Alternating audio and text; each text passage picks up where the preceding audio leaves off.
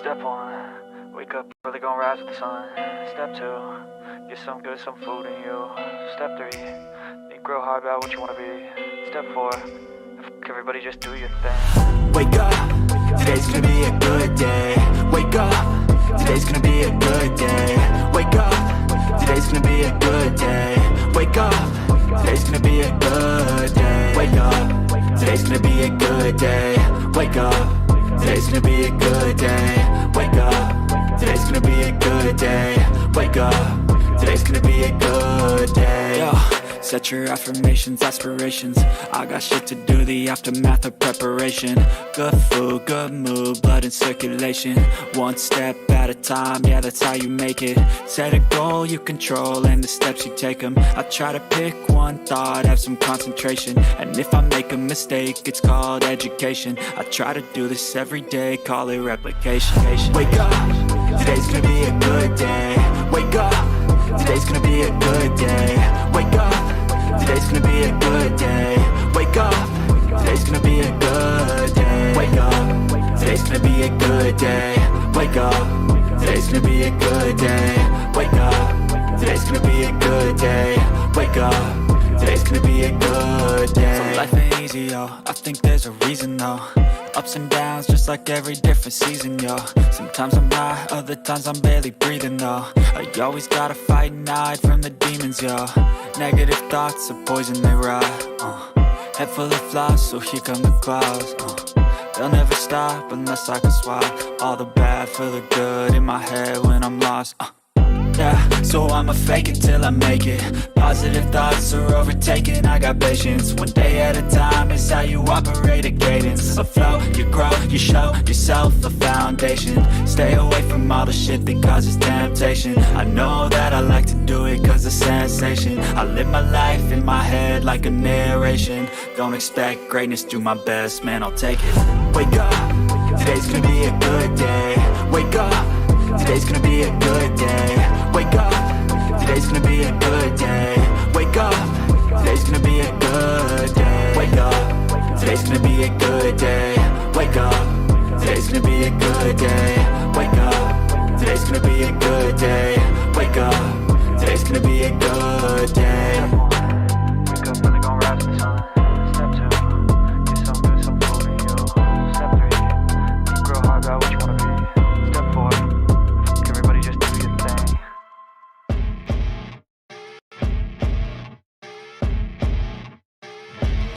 As you wake up in the morning, you want to find the latest, greatest information about criminal cases and have an intuitive conversation about the suspects associated with these cases. Head over to the Bullhorn Betty channel on YouTube.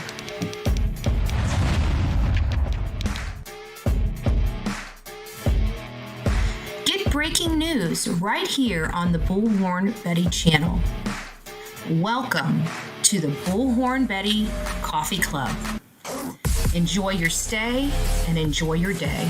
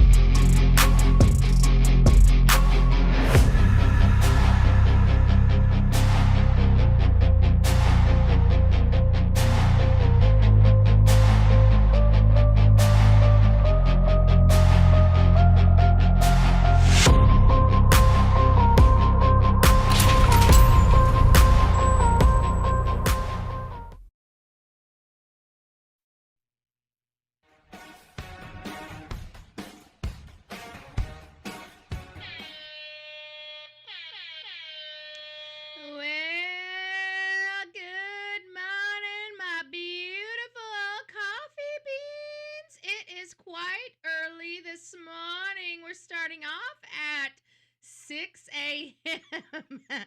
and Logjaskal, if I pronunciated that correctly, is like, you're up pretty early. It's 7 o'clock here. It's 6 o'clock for you. You guys know.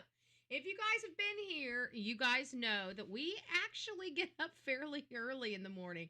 Every now and again, about halfway through the year, around summer vacay, we adjust the time, okay? And the problem is when Betty adjusts the time for all you summer vacay people, well, Betty gets a little kind of comfortable not waking up at the crack of dawn, And then I start realizing I'm not getting as much done. So, as we start rolling into the holidays at the end of the year, I'm starting to think about, January 1st and our goals and chop, chop.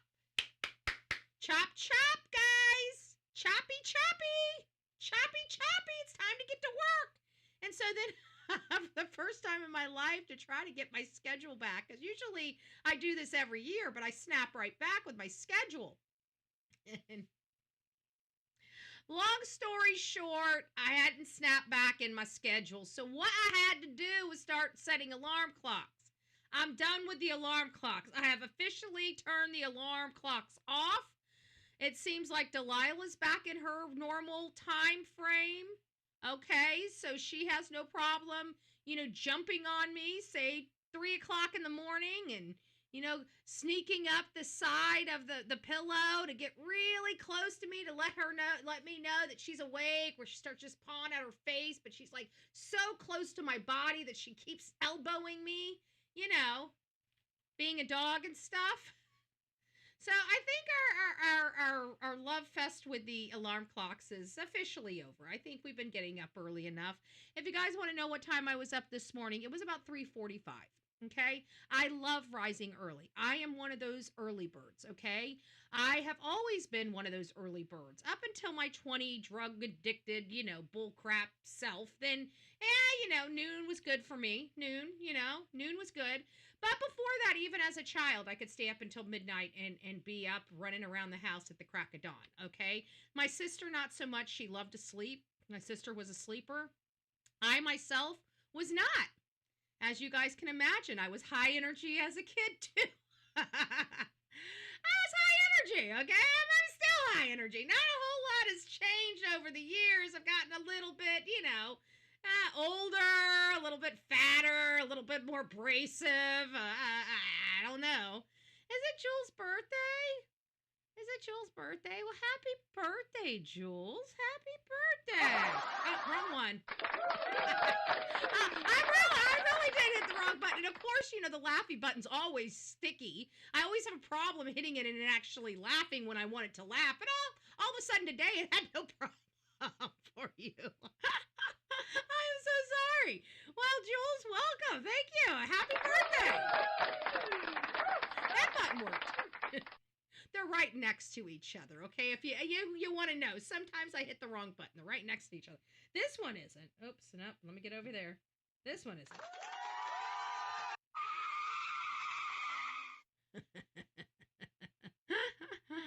Phil, it's nice to see you. Lisa B. always. Sonia, our beautiful Sonia, the real Me Too up in the chat. Poor real Me Too. I keep her going. I keep the real Me Too going. Brenda, it's nice to see you. Good morning, nerdy girl.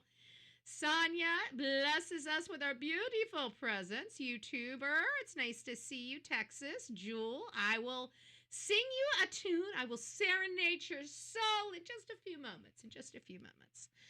YouTuber, Lisa B. always. It's nice to see you. And I'm sorry, Lisa, I did not acknowledge you yesterday. I felt bad because you said check Venmo, and I was just talking. I forgot to check Venmo, and then I'm rolling through, and I'm like, oh, what's this notification? Oh, I forgot.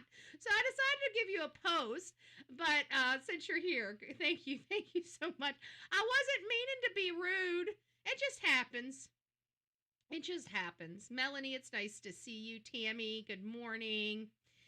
DNA, I gotta say, I like the little thumbnail. It I feel like what is it? Techno dancing. I feel like getting a black light and going techno dancing. I like it. I like it. I really do.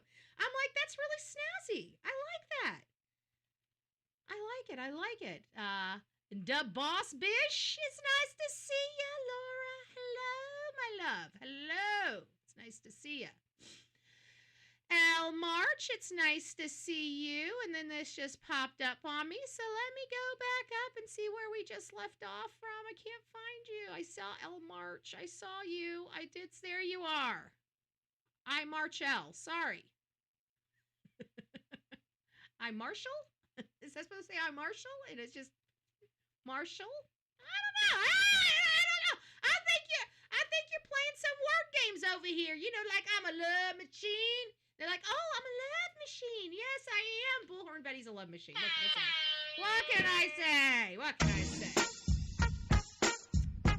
Bill, it's nice to see you, me and you. Good morning. It's bright and early. If you haven't quite got the crusty crust out of your eyes yet, just turn on the volume. I will scream them out of your eyes. You don't even have to wipe, okay? You don't even have to wipe. Why? Because we are the loudest channel on YouTube. We have gotten hundreds of thousands of people up bright and early begrudgingly to head off to work. And that's okay. We're going to do it again this. I mean, it's so early, Betty. Really? Really, Betty? This is an important video and you had to go at 6 a.m., huh? Really? Today? You had to do it on hump day. Really? We're just barely getting through the damn week. And here you are, 6 a.m., bright and shiny. And it looks like you're caffeinated too. Okay? Holy smokes. Holy smokes. Holy smokes. All right, guys. We may reduce the horizontal, I believe. Let me just make sure.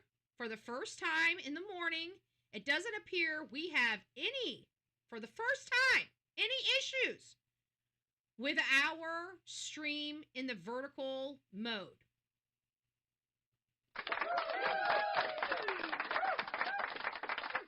However, I noticed I was a little sticky in the horizontal mode, so I'll work on it. Okay, folks, I'm going to work on it. But right now, it seems that our vertical, we got fixed up. Max, it's nice to see you. I'm going to go over here to the vertical side. For those that are in the vertical side, it's nice to see you.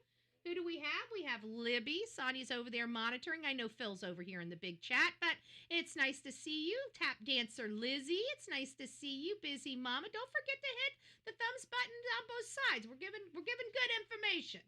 Busy Mama, it's nice to see you. Kimberly, Sassy Granny. Oh, it's nice to see you, Sassy. I hope you're doing well, love. Who else do we have over in the vertical stream? The boss gave a floating heart. Thank you. Oh, I love it. I love it. I love it. Thank you so much. Mags, good morning. It's nice to see you. Love, been a little while. It's been a little while. You're over there in the vertical mode. If you want to come over here, we got like 69. Not much people. I mean, about 40 more people than we do in the vertical. For those that are in the vertical, good morning. It's nice to see you. Even if you are a troll, we actually love your presence here. Not just because we know that we are part of your family, right? But we also put you in the house. Why? Because you can't be a Richard, okay? You can't be a Richard on the Bullhorn Betty channel, okay? And if you want your very own Don't Be a Richard shirt, which I love this shirt, please reach out to Sonia. Please reach out to Sonia. I'm not sure. I have to think that, Christmas is kind of getting cut off, folks. I don't think, mail-in. We're going to be able to get stuff to you before Christmas. But hey, I'm not going to speak for Sonia. Reach out to Sonia. If she can get it to you, get it done. Get it done, son. Tick-tock. Tick-tock. The Christmas bells are about to ring. The Christmas bells are about to ring. Later on by the fire. Okay, stop.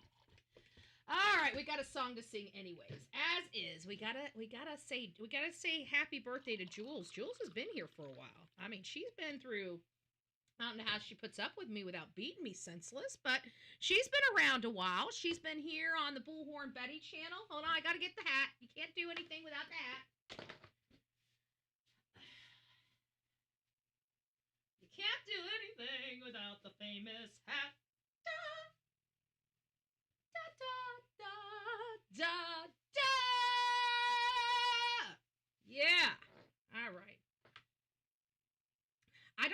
hell I did with the glasses. It's literally starting to drive me absolutely nutty. Okay, I'm becoming nutty I'm going to be the nutty professor before long because I'm going crazy over these damn, glasses. I got matching birthday glasses and I wore them the last time. I usually stick them in the hat and now I can't find the darn glasses. So I'm kind of like, I don't know. Don't ever say we don't do things for our people here on this show, okay? Because I don't see anybody else turning the camera on and looking ridiculous to make you special. But I love you. I love you folks. And I love Jewel even more because half of you folks I can't stand. At least I can stand her. I'm just saying. I'm just saying. So here we go. We're not even going to get through the rest of it. We're just going to go right on in because, she's just that special. Jewel. You are the babe, okay? So happy birthday, babe, from Bullhorn Betty and family to you, your coffee beaners. All right, let me turn this around so we can get the whole happy birthday. Do I have to feel like I'm wearing it wrong? I feel like I'm wearing it wrong. So let's just get started. I ought to get the voice. No, we're not going to do Oscar. Okay, we're not going to do Oscar. I could do Oscar if I choose to do Oscar. You know what? It is my show, but it's your birthday. So we'll do Brenda. I think you like him a little bit better. I don't know. So, well, happy birthday to you. Happy birthday to you. Happy birthday, dear Jewel. Happy birthday to you. Mission failed. We'll get him next.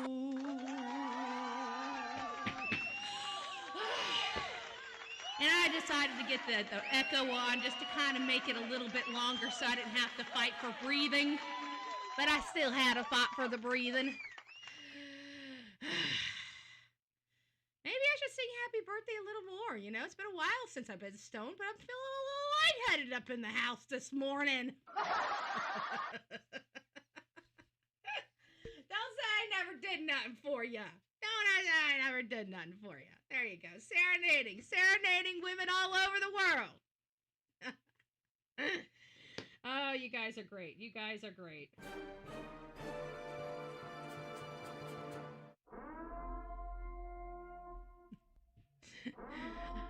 I would say we're not going to tell what Jewel's birthday is, but I have a funny feeling she's telling on herself just by her name. I'm not saying nothing, Jewel. I'm just saying happy birthday. Just saying. Not playing. Just saying, not playing. Look at that. All right, guys, let's get back to it. And you know what I forgot to do? Our beautiful Melanie sent us something, right? She sent us this beautiful photo of her area. Oops, I got it down. There we go. Of the area. Talk about beautiful. I think I didn't quite get it. There we go. I got the other tree. There we go. Look how beautiful. Look how beautiful that is. And we forgot to share it. The vertical stream gets to see a little bit more of it. So if you guys want to pop over to the vertical stream and see the whole thing, it's just gorgeous. Folks, it's gorgeous. A beautiful, beautiful, serene, you guys know I don't know where the love of snow comes from. It's just beautiful to me. Okay, just white. Okay, just white. Just white glittering everything, and then you step in it, it's like crunch, crunch, crunch, and it's like, you just lay in it and you can just roll in it. I just love snow. I love snow, but more importantly, I love snowballs. Why? Because I'm a problem, okay? I identify as trouble. I identify as problems, and if I'm around snow, I would say duck. I'm just saying, okay? We have rules for you hanging out with Bullhorn Betty, and when you're in snow, I wouldn't turn your back on Betty. You might get a snowball up the back of the head. Is that still considered abuse? Is throwing a snowball, is that a felony? I mean, I just want to know because I don't want to do it. I don't want to do it in Sumner County, okay? I think I can get away with it in any other county, and I think I could even get away with it in Hawkins County, okay? But I don't know. I'm a little scared for the folks that's in Sumner County. I wouldn't enjoy that snow too much, okay? Because your sheriff likes to lock innocent people up and let criminals run the streets. So I don't know what's going on out there in Sumner County, but I'd be a little, I don't sure if I'd hit the snowballs just yet, okay?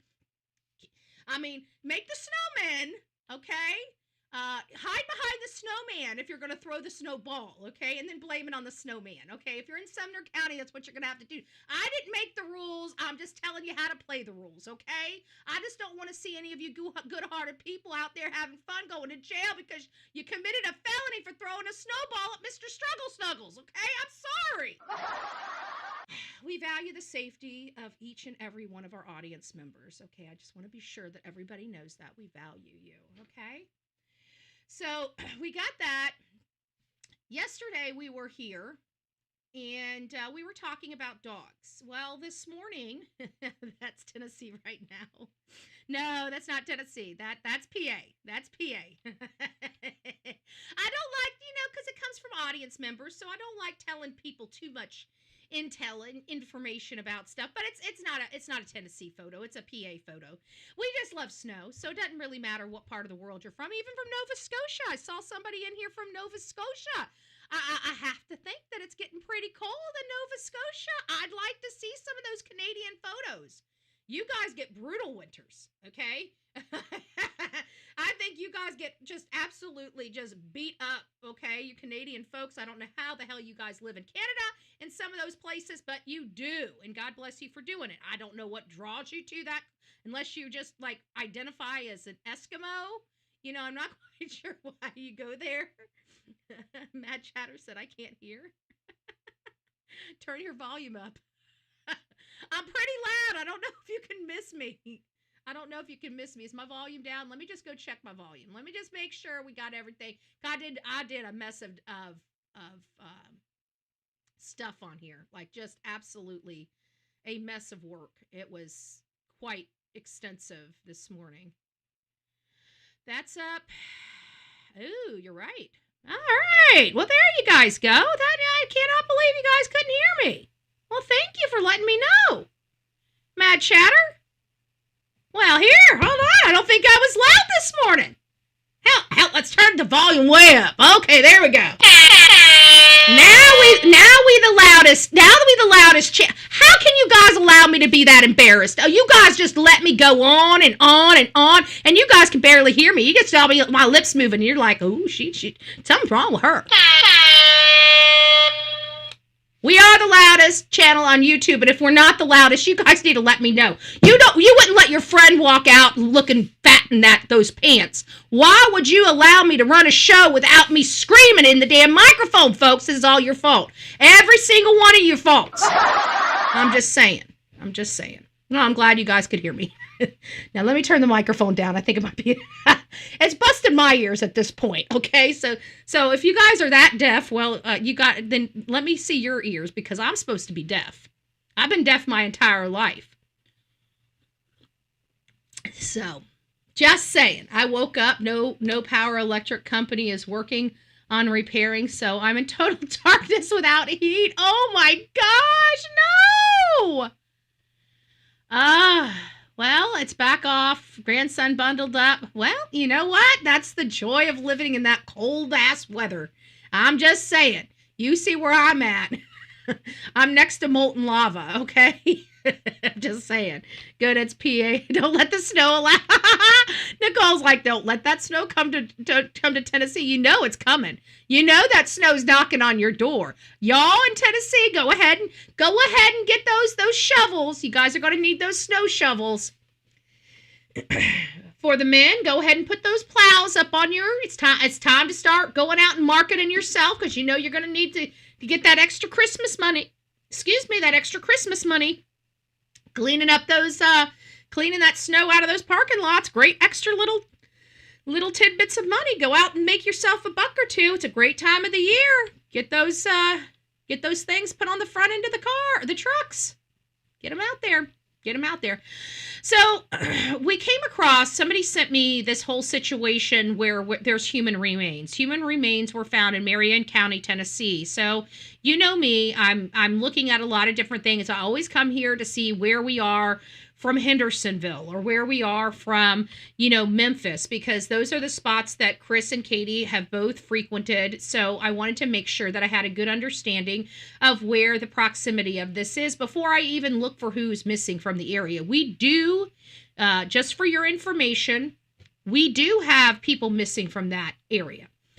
Several people, as a matter of fact, because I try to go in there and do some research, and some of this stuff, dates back years. And I don't know if my research would date back years. So this is a great opportunity for AI to really help, identify certain information that we're unable to identify. Hey, Marianne, YouTuber, who we got? Mama, Faye. Good morning, guys. Oh, good gracious. You must be across the pond, Marianne, for it to be 10:23 there. Where are you? Are you over in UK? Ireland? I think that's 4 hours away. I don't know what's 4 hours away. I would think 4 hours would be across the pond. It's sleepy time for you. Aww. Well, don't let us keep you up, Marion. Thank you for coming by in Australia. I gotcha.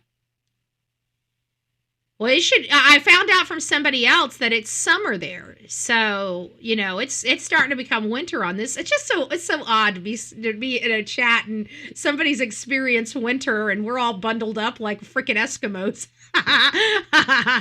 Well, oh my goodness, that's too hot. Oh, good gracious. Oh, good gracious. So while America's freezing, you're in molten lava. Gotcha. Well, God bless you. Keep cool. I don't know what else to say. Ice. I just don't go outside. Whatever you do, don't spend very much time and hydrate the crap. That's what we have to do here. We have to hydrate. Who else do we have? We got somebody. Mellycat. Good morning, love bug. Tanya, Michelle, it's nice to see you. Good morning. Winter months here are rough in Michigan. Oh, I bet. I've got a friend that lives in Michigan. Linda, good morning. Rena. Oh, Rena, it's nice to see you, love. It's nice to see you. Good morning. You guys are all in the vertical chat. I just want to let you know you're more than welcome to stay there. I'm going to be bouncing back and forth between the vertical chat and our chat here. I think that would be, at least I'm trying. I'm trying to remember to bounce back and forth between the two because I've been kind of, not, even though I can't show you on the channel, I can at least acknowledge your existence. So, Phil, it's nice to see you. Tammy, Hobo's mom. Oh, hey, Falker's dad. It's nice to see you. Hello from Briar. It's nice to see you. Good morning. Good morning. Today's going to be the coldest day here for this week. Okay, it's not going to the temperatures are going to be pretty cold, pretty cloudy, overcast today. Tomorrow it starts warming up. I thought today was going to be the breakfast, so I was like, burr, but it's not. It was yesterday, which was still cold in the morning. I was still bitterly cold. Thank God for that jacket. It did cover my legs and I love that. I love that jacket, okay? I know that it was an impulse buy for me because, it was almost gone. And I wanted to have one of those jackets. I saw that jacket and I'm like, that is so me. I have never seen, hey, Joe, it's nice to see you. I had never seen a jacket like that. If you guys haven't seen it, go back to my live yesterday morning. I go over it. It's hard to flip between chats and remember who you said good morning to. I know, it's hard. Now you know what my problem is. But getting back to this, this human remains. So I went and asked ChatGPT about these these remains. And we do have several people that are missing from this Marion County, okay? Quite a few. I think almost a dozen, maybe 10 people. I've got a list of it. So we're going to go over there. Now, if you guys want to research and maybe a fine tune where this is, I have not, put these people or pinned where these people disappeared from on the map, on the Tennessee map in Marion County to find out who would be in this area. But there are a few that appear, at least two that appear that it possibly could be. I don't know the area. Only people in Tennessee in Marion County. So if we have anybody from Marion County in either one of our chats, either a vertical stream or a horizontal stream, maybe you guys can help identify this, or somebody that's from Tennessee. Hey, Dixon, it's nice to see you. Or maybe somebody from Tennessee that that knows Marion County and would know who's the closest to this, because you would know where this person was found. We're about to read it, and we're going to read some other people and some other details about their cases. And only people that are out here, I don't know where these places are, so I'm ignorant. I can't tell you who this may be. I can only give you the information of who are missing, and there are quite a few. So it's a little concerning for me. Guys, do me one favor. We got 119 people in our main chat, and we've got 28 people in our vertical chat. If you guys would give me a thumbs up, I would greatly appreciate it. Tapping is clapping, so I do appreciate. I did steal that from Stephanie. You guys, I'm gonna give Stephanie credit at least for the first few months, because I like some of the statements. Some of the stuff she comes up with is just really clever. I really like it. So she deserves the credit for it, but it's kind of hard not to steal it after you hear it. So no pun intended. No pun intended. Okay, so let's get over to what we're talking about when it comes to this Marion County, Tennessee body being found. So there was remains, excuse me, there were remains that were found in, I got that line on the vertical, it's just driving me nuts. There we go, I should take it away. That were found in Marion County, Tennessee. Now, Marion County, Tennessee is about 4 to 5 hours away from Memphis, and is about 2.5 hours or so away from Hendersonville, Tennessee. So it is a significant drive, but we know that the parents have traveled, so that doesn't just deter us too much from, looking into this or totally dismissing it, so to speak, saying it's somebody else, right?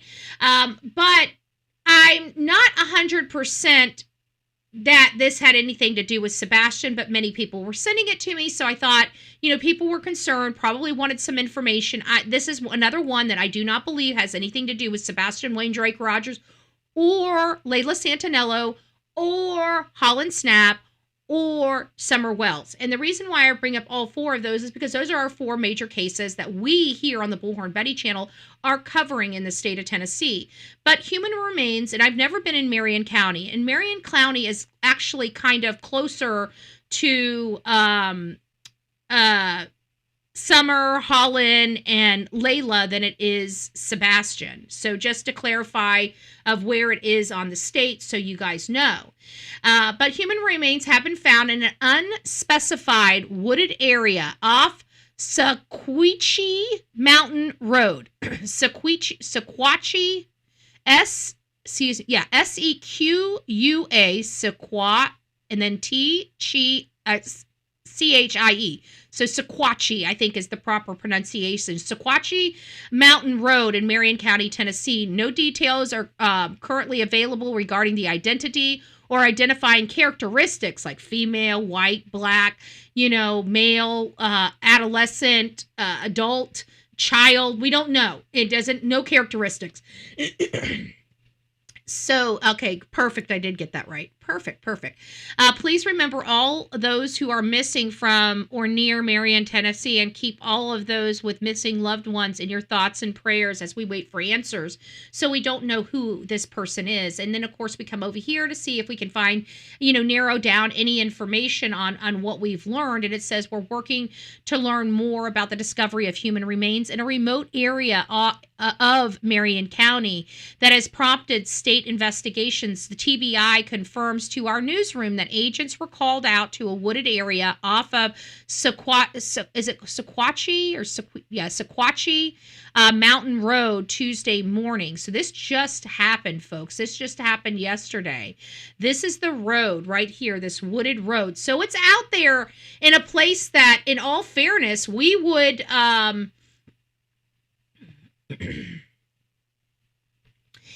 in all fairness, we would identify this wooded area as a good place for dumping. Okay, this is not, in my opinion, this doesn't have a whole lot to do with somebody just killing over. You know, are there hikers out there? Yes, there are. We know, we've met a lot of people that just love going in the mountains and walking around. Okay, there's a lot of hikers in the state of Tennessee. Is it possible somebody was out here in this park and, you know, just keeled over from natural causes? Heart attack, stroke, attack, an animal attack, a snake bite. Okay, people don't realize snake bites can kill you. Okay, depending on what type of snake. Some snakes are more lethal than others. And if you don't know what you're doing, or you're out in the middle of nowhere and you have no way of communication or getting help, you can't just walk. Because the more you walk, the more that poison is going into your blood, the more you're going to, you know, eventually succumb to the toxins in your body that are slowly killing, you know, your organs and other things that help you survive. So you do have some other ailments that you have to look at, not just foul play or not foul play. I mean, this is a park. This is a national area. This is a national park. There are people that go out there to bird watch, to sightsee, to wildlife see. There's a lot of people that have a lot of different, hobbies and likes, you know, people that have interests in certain things. So long story short, we don't know who this is, but let's get back on track here. Where was I at? Just chatting. Hold on, guys. Where is my... I don't like any of these. There we go. I guess Summer Wells is going to have to be the one. Oops. I was just on one. I think it was because I shared my screen, but I sometimes don't want to just share my screen. I want to put my face on the screen. Oh, well. So this, you know what this reminds me of, this picture here? It reminds me of Caitlin Harp from Pennsylvania. This was kind of around this looked like some of the roads that I was riding down. And yeah, hiking is awesome. It's nice. I used to do it up in New Hampshire, in the White Mountains of New Hampshire. I used to have a condo in the Twin Mountains. Kangamanga Highway. I drove off of Kangamanga Highway. So this is the Sequatchie Mountain Road. This is kind of the area where you saw the remains. And TBI hasn't said who the victim is. So here are the victims that I've been able to go to ChatGPT. Oops, let me get this. Let me get you guys situated here. Sorry, everybody's going to need to be situated, so just bear with me while I get these this stuff brought up there. Okay. All right, and I think we just need to go in just a little bit on the vertical. I don't know why it's so hard on the... Good gracious. Okay. All right, I think we got it on the vertical well. I think we've got it on the horizontal pretty well. So the first person on there is Wesley Del Ridge. He was last seen March 7th, 2016 in Jasper, Haletown area of Martin County. Short summary, adult male. Phone activity ended the same day. He's a NamUs. He's part of the Charlie Project. There's no real... So that's 2016.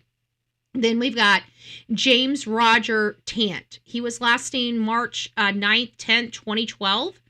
And this is in South Pittsburgh, Marion. A short summary is adult male, reported missing months after disappearance. Cases listed with Marion County Agency. And he's part of NamUs, okay? We got a Mackenzie Corey Cooner. And this is interesting because this one was camping in Monteagle, area within Marion County. I don't know where that Monteagle area is in Marion County. And this might be, it might be whatever that, excuse me, the area is that we were just talking about, the Sequatchie, area. I don't know. So that is, that's obviously right here, the McKinsey one. And then we got Stacy Annette Crawford, and this person went missing August 11th and 12th, 2021. And this is by Big Daddies on Highway 156 in Guild, Marion, listed as local missing person roundup. So I don't know what that all means. Then we got Christopher Lee Dean, and this person went missing August 12, 2023, almost a year later. And this person went disappeared on Smokehouse on Highway 41 in Monteagle, Marion County.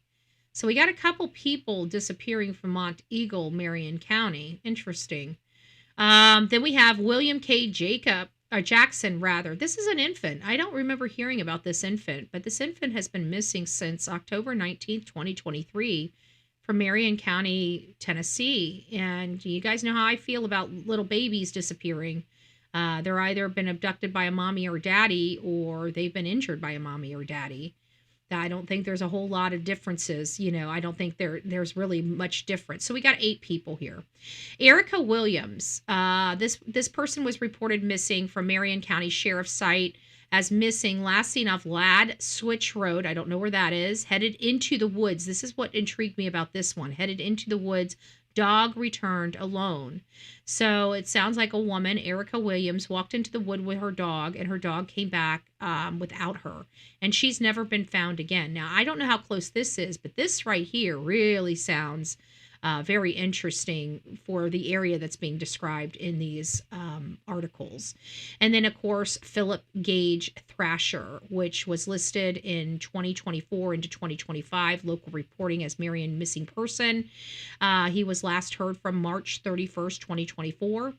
It doesn't really say what area he disappeared from. So there are the folks that we've heard is missing from that area. I would anticipate that these remains are one of those people, or maybe a person that even ChatGPT didn't acquire. I did not do the research on this. I used ChatGPT because I thought ChatGPT would give us more accurate, assessments of this case. You know what? Let me go over to ChatGPT real quick. Let me make sure this is not up. Give me just a second. Let me go over to ChatGPT because we were just in it, and let me expand on that. Chat. Here we go. Let me just expand on that. We already have them doing most of the work. So let me missing person. Here we go. Let me go here and write. Which person was the closest to, let me go back to that. I just deleted those articles. Let me pull them up real quick. History, human remains, wooded area, Marion County. Here we go. So let me, Sequatchie, small.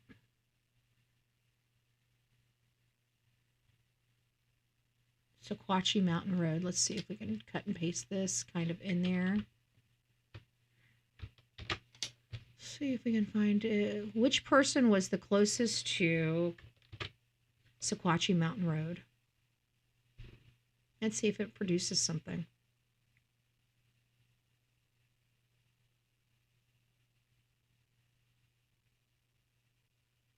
Okay. The most recent remains, let me put this up here so you guys can read it. And then we'll get started on the dogs. Sorry, guys. Yeah, and the reason why we're doing this is because you guys, we're talking about the dogs because of our conversation last night. You guys wanted to explore the dogs, so I found out everything we need to get, understand factually what has been said to the public from law enforcement and others. Oh my God! Earbuds. They rolled over our buttons, and our buttons, I tapped a button, so let me get this wrapped. Sorry, I want to make sure that I don't do that again. but my earbuds just hit that button. Ethiopia. Okay, so I did ask this a question. And I asked it if, which missing person was the closest to this Sequatchie, whatever. And this is what it says. It says, good question. Based on public available reporting, the only missing persons from Marion County Sheriff's Department who was last reported location is near what would be possibly near Sequatchie Mountain Road is none of the named missing persons. So far, there is no publicly listed case explicitly last seen in Sequatchie Mountain Road, of course, okay. The most recent remains discovery that prompted the question was posted in a remote area of Marion County off of Sequatchie Road, just outside of the community of Sequatchie, Tennessee. The publicly listed publicly listed missing persons from Marion County do not show a last seen location of blah, blah, blah. So conclusion, as of now, no identified person. So I'm just going to have to lean on folks that are in Tennessee to determine which person was the closest to this location, because there's somebody that was missing from this location or near this location, and people from Tennessee, in my opinion, would know that location. So there is that. Oh, let's go ahead and move this over. It looks like we're going to need this out just a little bit. We learned about the electronic dogs. We're not going to be talking about them just yet on this show. There you go. We're not going to be talking about them just yet, but they are part of the show. They are part of the show. So this just shows you 2 hours, 3 minutes from Hendersonville to Marion County, and it shows you where Marion County is. It's more closer to the Georgia line. I think that's the Georgia line. Is that the Georgia line? Yeah, the Georgia line, the Georgia and Alabama line than anything else. So that's closer to, say, not because Summer Wells is over further. So it's not even really close to Summer Wells, but it's definitely further away from Sebastian's case. And then it's, 4 hours, 4 hours, almost 5 hours from Memphis. So my point is I don't think it has a whole lot to do with the case at hand right now. Okay, so many of you guys are here because of the Sebastian Wayne Drake Rogers case, and Sebastian was 15 when he was reported missing on February 26, 2024. He has since turned 17 on December 7th. He's been gone almost 2 years. The last time we've heard from him was on February 25th. The last time we seen him was February 25th, exiting the Texas Roadhouse. After that, he went home, according to the sheriff. He went home and disappeared thereafter, arriving at home. There are different speculations that many people believe. So, some people believe that there was some type of organization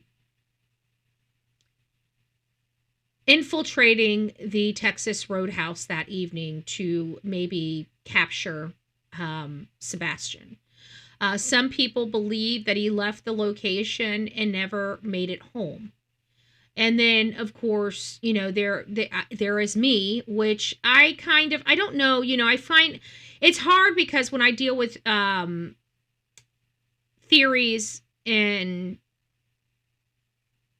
possibilities, I look at multiple different things. I'm never really hooked on to one thing unless something like, a child being deceased. I'm kind of locked into that aspect when it comes to this case, just by the sheer gravity of time, the fact that we've never even had a sighting that panned out of him, so he's never been seen at all. The last time he was physically seen by any third party was the Texas Roadhouse, and then he went home with his mother and he disappeared. I do believe that there is a portion of the theory that can be had to having something at the Texas Roadhouse.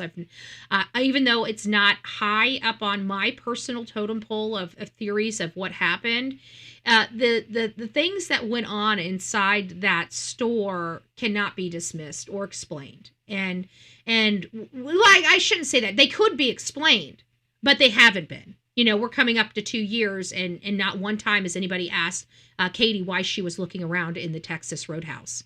Even with the piece of shit Dutchies and nonsense, or, you know, whatever they do, the crackpot work that they do, that they pat themselves on the back and think it's actual true crime work, which it's not. It's, you know, work that makes them feel good.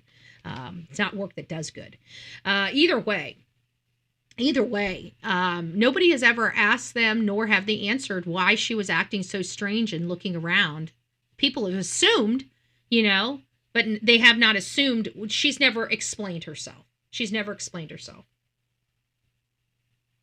And she's not going to, because I truly think she murdered her son.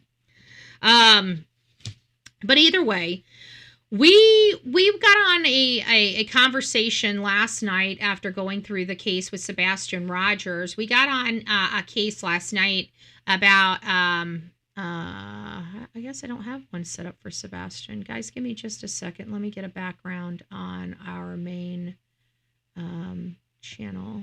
Give me a second.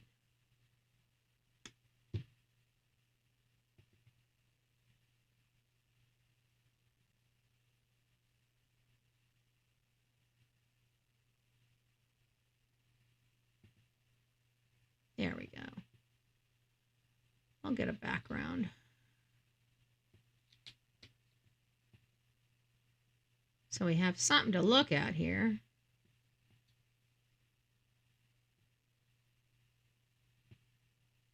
There we go.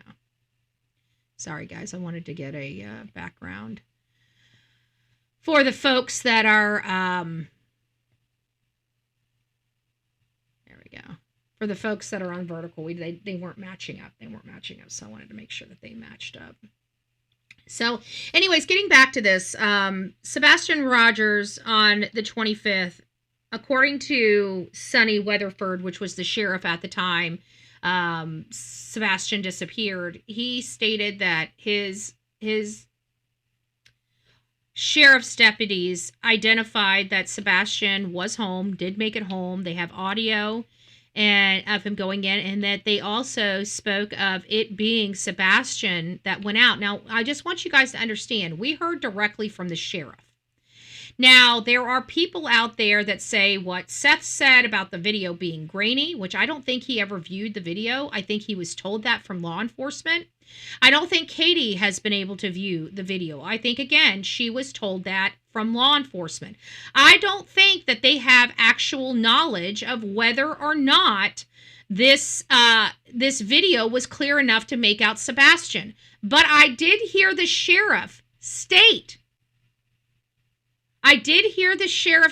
beyond a reasonable doubt that this child made it home, and I cannot dismiss that. Okay. I really don't care what Katie or Chris or Seth, for that matter, says about this or how grainy that video is, because so far I have never once heard them say that they personally viewed it. It is my understanding that that was only provided, information was provided by law enforcement. They're the ones that told them that it was grainy. And I think they told him it was grainy very early on in this case. Since then, I'm sure they've had people do exactly what we've had done to it, right? Where we go and put it through filters and try to enhance it and try to bring surface, stuff up, start messing with the low lights and the highlights and the darks and the whites and the saturation and, all the things that you can do and adjust and modify when it comes to photos. And they're not altering it, they're enhancing it, right? And so at this point, or even at the point when they sat down with the sheriff, it sounded like they conclusively found out maybe it was grainy at first. But according to the sheriff himself, he says as a statement of fact, The sheriff makes a statement of fact that it was Sebastian that took the garbage to the road. I can't dismiss that. You know, we do have Sheriff Snuggle Struggles caught in multiple misinformation campaigns, and I'm pretty confident it's because he's a new sheriff. He doesn't know what he's doing. He's very green, and he is scared of screwing up the integrity of the investigation, and his incompetence is showing. That's why he is scared and terrified of the camera or speaking. I'm sorry, any sheriff that is this terrified of a camera or speaking publicly, he should not be the sheriff of that county, okay? This is beyond unprofessional. Okay? And I'm not going to have some stupid hate channels tell me that we don't have a right to know. I'm sorry. I disagree. They work for the people. We don't have the right to know about every aspect of the case. That we do not have the right to know. But for anybody to come here and say that a sheriff doesn't have any type of reason or purpose to inform his community where a child disappeared from, I'm sorry. I strongly disagree with that statement. It is absolutely his responsibility to inform his public. And he has failed at the most basic job he does. The most basic job that he does, he has failed. And I'm sorry, if people out in Tennessee don't know what failure look like, well, you deserve everything you are getting. And when this comes knocking on your door, don't call Betty. Don't call Betty and say, hey, I need help. Well, why have you been watching me and doing nothing? You knew that this is the way the state of Tennessee is. You knew this is the way that Sumner County is, and you guys wanted to vote for popularity. Not for actual actions and doing the right thing because it's the right thing to do. You want to be cool. You want to be cool. Being cool, even in school, got you nowhere. It got you D's and F's, okay? So for you folks out there in these small communities, let me enlighten you. I'm already starting to get mailers, political mailers, in my mailbox. I got 2 yesterday. We're a year away from voting, okay? And those are the people I'm not voting for, okay? But you know why? Because they're bought and paid for. Do you guys understand that? Those mailers cost money. You know who I want? I want the person knocking on my door. I want the person doing the legwork to get elected, not ones that just have the right last names and a daddy with a big old fat checkbook. Right? Do you guys understand that? I hope you do. I hope you do. This is a nightmare. This is a mess here in this county. But I digress. We have been totally off base about this case. We don't know what's going on with this case. We don't know about the dogs. Well, we do. We were back, almost 2 years ago. We had a good understanding of the dogs. But we also just came on here last night, and there was a lot of people confused about the dogs. Did the dogs hit? Did the dogs not hit? Is this another, we never looked at this and we never asked this question, and we need to. We know that Sheriff Snuggle Struggles does not want us to believe that the lights video that we see is truly lights moving in a common area, but we know for a fact it is, because the excuse that they gave us, the third, remember, they keep changing what it was, even law enforcement. That tells me right here that I know law enforcement is lying to the people, because remember, before it was a garbage truck. That was debunked. Law enforcement told Chris, Katie, and Seth to tell people it was a garbage truck, and that's what they did. Okay? Law enforcement told these 3 people to say that, and so that's what they did. They're following law enforcement's orders. Law enforcement wanted them. Law enforcement wouldn't say it. They wanted to use Chris, Katie, and Seth to deceive the public because they didn't want to. When that was not working, they refused to talk about what the lights were. Okay? Then some year later, they decide to try to convince us that these lights are reflections of a moving truck on this 1 mile road that dead ends, that's not associated or attached to their community, They want us to believe that a car drove up, backed up, drove up, backed up, drove up, backed up, drove up, backed up, drove up, backed up, drove up, backed up, drove up, backed up, drove up, back on a hill, right? They want us to believe that this truck did that for a minute and 30 seconds. It's impossible. It defies logic. Nobody's going to do that. So explain how we have moving lights through a common area to a vehicle for a minute and a half. It took a minute and a half to get from the side of Chris and Katie's house over to the vehicle that they loaded something large into. Okay? But Sheriff Snuggle Struggles wants us to believe differently. Oh, thank you. Which reminds me, we need to do a gift giveaway. We need to do gift giveaway things. I'm just coming off the shadow banning. So maybe we'll do you know what, in the spirit of the holidays, maybe we'll do a I guess we're at that point. I guess we're going to have to do a giveaway. What would you guys prefer? Let me ask you. Do a 1 or a 2. Would you prefer a shirt or a hat? A shirt or a hat? 1, a shirt. 2, a hat. A shirt or a hat.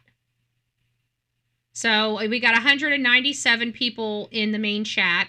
So a shirt or a hat. So we got one for a shirt, 2 for a hat. Okay. All right. So we'll give a shirt giveaway. And you don't have to worry about, because they're custom made, so you guys can get the right shirt for you. Sonia says 5. Always you're identifying as trouble today. You're identifying as trouble today. Now, this is only, just to let you guys know, this is only for United States people, okay? So the giveaways are only for the United States folks. We cannot do overseas. We don't have it's too expensive to mail stuff. So if you guys are please don't participate if you're overseas.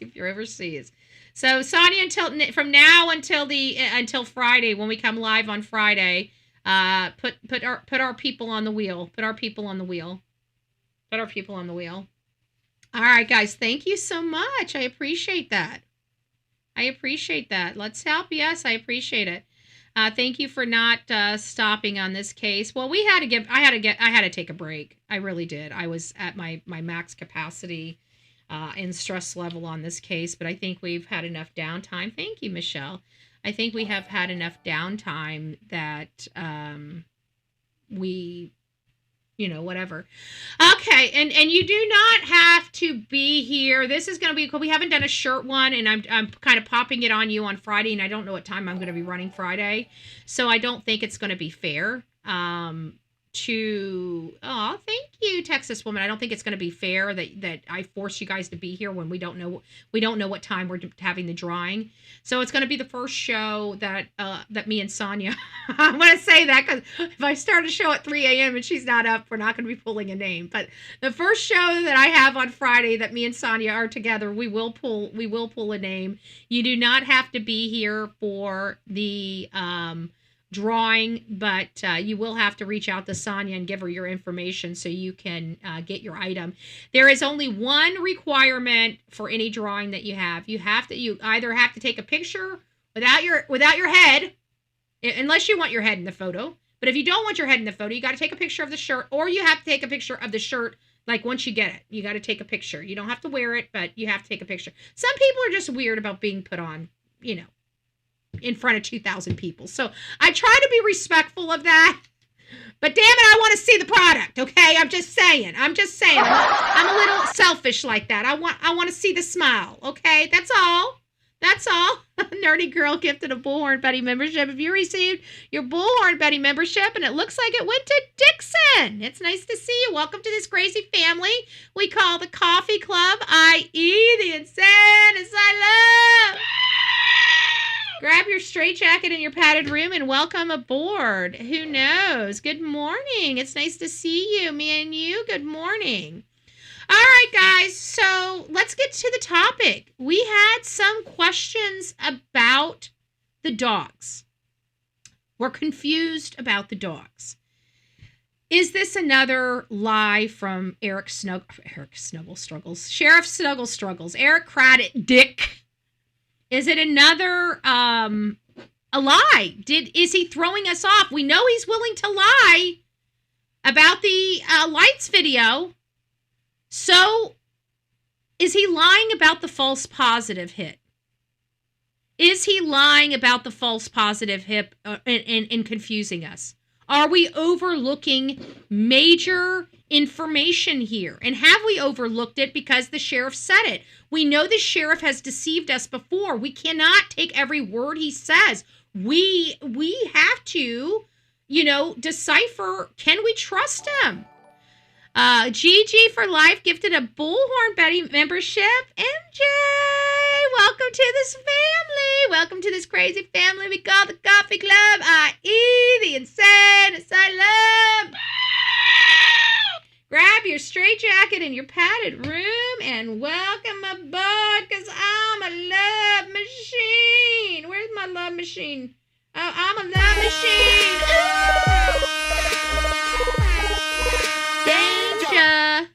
Danger. You need your padded room because we're danger.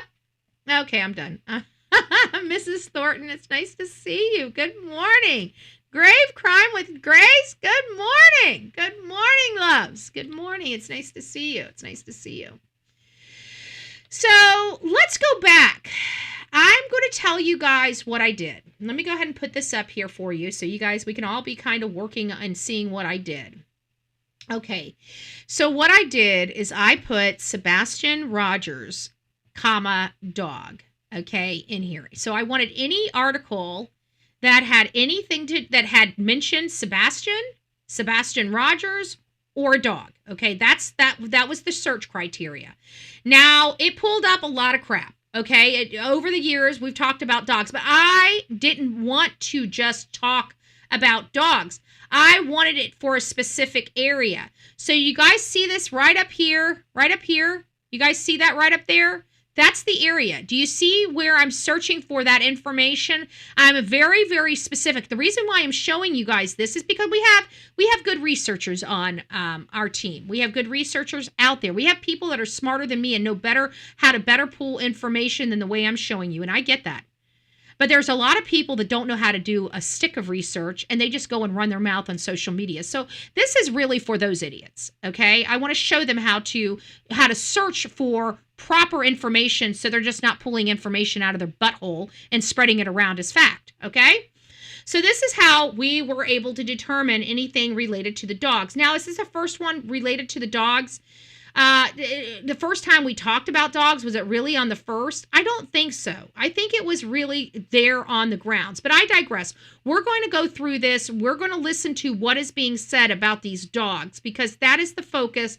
And then we'll modify our searches and look a little bit deeper into this scenario, okay? But right now we're going to go top down because we've got these in date order. Do you see this? It's got the first, it's got the second, it's got the third. We can do more. We've got other things that just came out in the last 23 hours, which I don't like because that's not so I got to be careful where I do that because I want my tool to only be this custom time frame, the 26th through the 4th. And I might critique that a little bit and do it. Actually, you know what? Let me change that. We'll change that here in a little bit. Let's get through these. And let me go over here and do the same thing. Time, custom range. Let's do over here 02, 26, 24. And then do, I think 02, 29. 02, 29. 2024.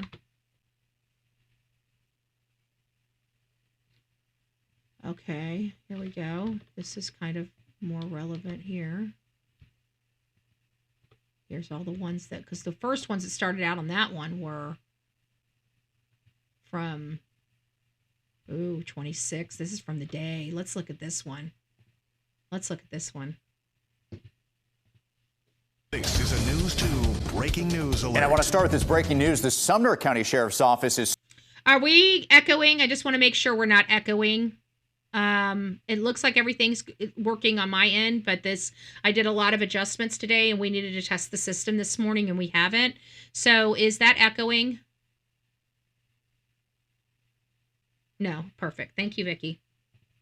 Searching for a missing teenager this morning. News 2's Jaxie Pigeon joins us live from Hendersonville with the latest efforts. Jaxie, multiple emergency crews right now searching for this teen. That's right, Mark. It's all hands on deck here. As you can see behind me, there's so many agencies. I was just told that we have THP, TBI, City of Hendersonville, there's teams there, as well as here we're at the Shackle Island Fire Department. They believe he was last seen at midnight walking out of his house. Because of his mental illness, they do believe that he walked out, but they call it a mental illness because of his mental illness. Last seen at midnight walking out of his house. Because of his mental illness, they do believe that he walked out, but they have nothing to verify that just yet. They've been going door to door. Now, they do nothing to verify that just yet. I wonder if they ever got anything to verify that. Because it's my opinion, they do not have anything to verify that. Do think that he had a black sweatshirt and black sweatpants on last night as well. And that brings me to a good point, folks. This brings me literally to a fantastic point. And that fantastic point was the clothes that his mother originally stated he disappeared in. Okay? I'm not sure why it was changed to Adidas striped pants and a long sleeve shirt from a sweatsuit. It seems like a sweatsuit would have been more appropriate for him to have left the house with. So I'm wondering if they found the sweatsuit that she stated that he left the house in, and that sweatsuit was changed. You know, I'm speculating here, guys. I just want you to know that I got nothing, you know, I'm speculating here. I'm just throwing that out, wondering what, because this is why it's so important to go back to the beginning, folks. We forgot the problem that they had with the very first thing with Sebastian. What was he wearing the night before? There, for an entire news cycle, we were looking for a boy in a sweatsuit. So, Betty, question for you. Has Seth ever questioned where Sebastian's closet, that he was at the Texas Roadhouse with? My understanding, yes, I did. I think what you're talking about, maybe I know that this question is not very clear, but I think your question is about the clothes. Were they able to locate the clothes he was in at the Texas Roadhouse? Is that what you're asking?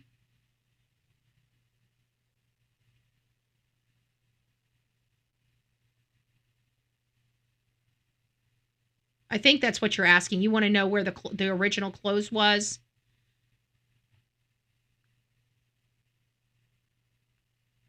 You can just say yes or no in the chat.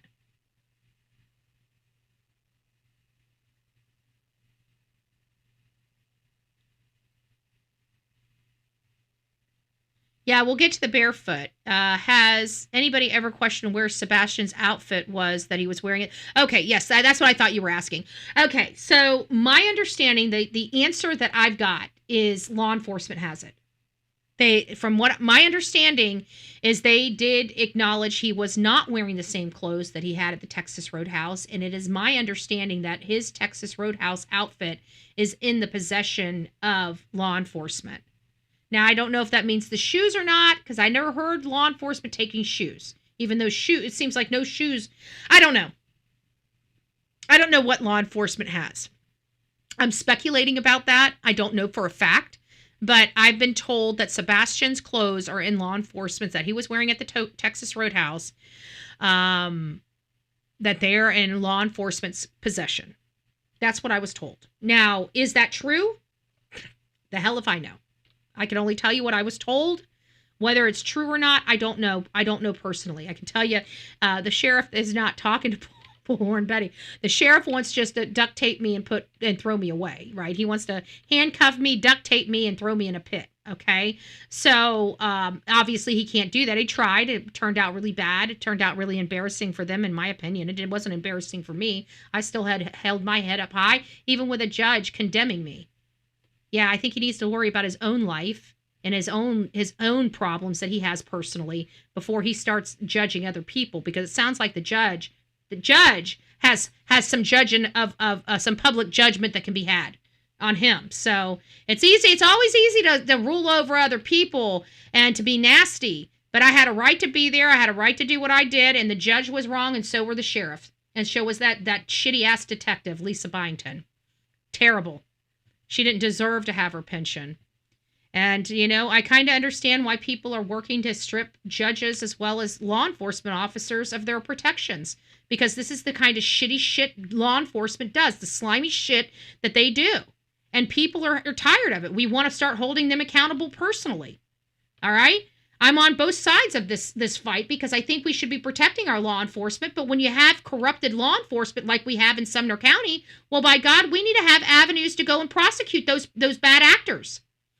And so, that's kind of where the struggle is. And if it wasn't for horrible law enforcement, good law enforcement wouldn't get a terrible name, And I know a lot of law enforcement officers. I care about law enforcement. I don't want law enforcement losing their life.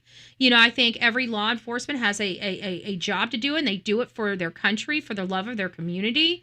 And you take one bad actor, and you can thwart the good morale for many.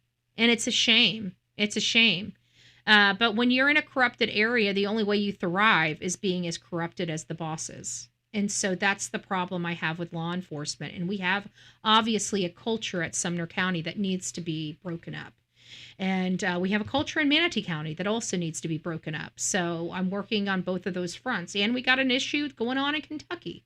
And we got Michael and Dell in Minnesota. I don't know. We might be traveling. We might need to get our wheel legs back. I don't know. This is going to be crazy. This is going to be wild. This is going to be a wild election season. I'll tell you that. Sheriff is busy building an expensive home, and this, yeah, wow. I think it's time for us to just really take a deep dive into the sheriff, and all of his stuff needs to be public records. If he's there and he's doing corrupted stuff and getting paid to it, if he's not paying market value, or he's getting a benefit for working with the builder, or getting a discount for working with the builder, I will sniff that out. And by God, if you commit a federal crime, I am going to make sure you pay for that. So everything better be above board, And I don't trust the sheriff. And it seems like two powerful people that are associated with builders and developers in their county keep sitting at home while their child is nowhere to be found. And it sounds like they have enough evidence to bring, charges against them for the abuse of this child. Yet they fail to do that. And I know that they've communicated with certain punishments or gotten into fights on text messages. I'm certain that law enforcement can find a lot of that stuff. They're choosing not to, or they're choosing to dismiss it. I don't care. Sumner County makes me want to vomit in my mouth, okay?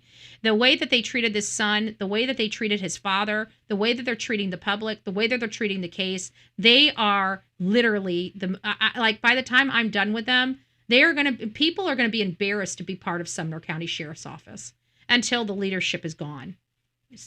Eric Craddock's got to go. He's got to go.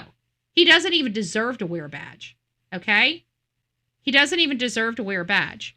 And I truly believe that we will find some people that will open up to me, because I have heard that man has had an affair on his wife. Now, it was from years ago, but I'm eager to find out who that person is and interview him. And I'm going to. I'm going to make sure everybody knows exactly who they're voting for in the next election for Eric Craddock. That's for sure. So enjoy your house now before Betty takes it away. We're going to pull up a picture of him really quick so you can see Sebastian. He's described as 5 feet 5 inches tall. He's weighing about 120 pounds and has dirty blonde hair.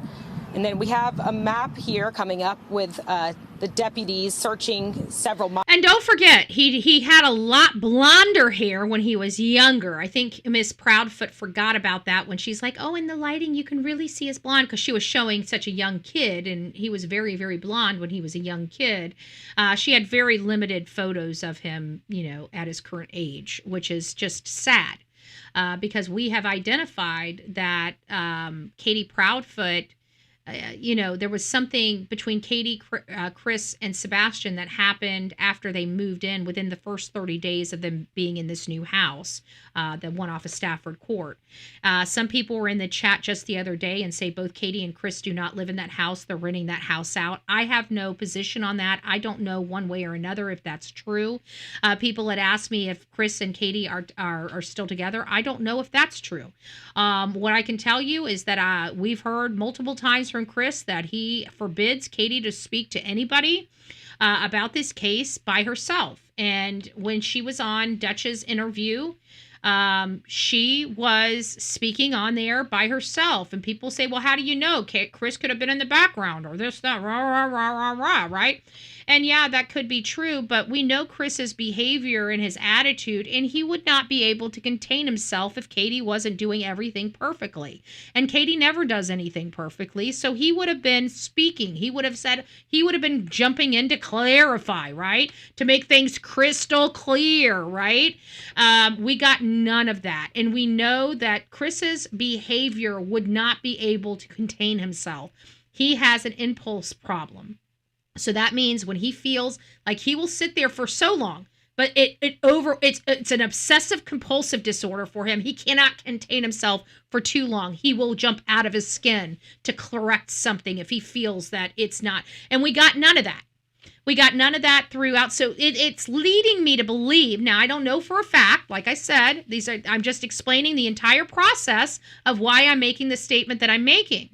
It's that I don't believe Chris was with Katie. So are they together? Are they going through a divorce? I don't know.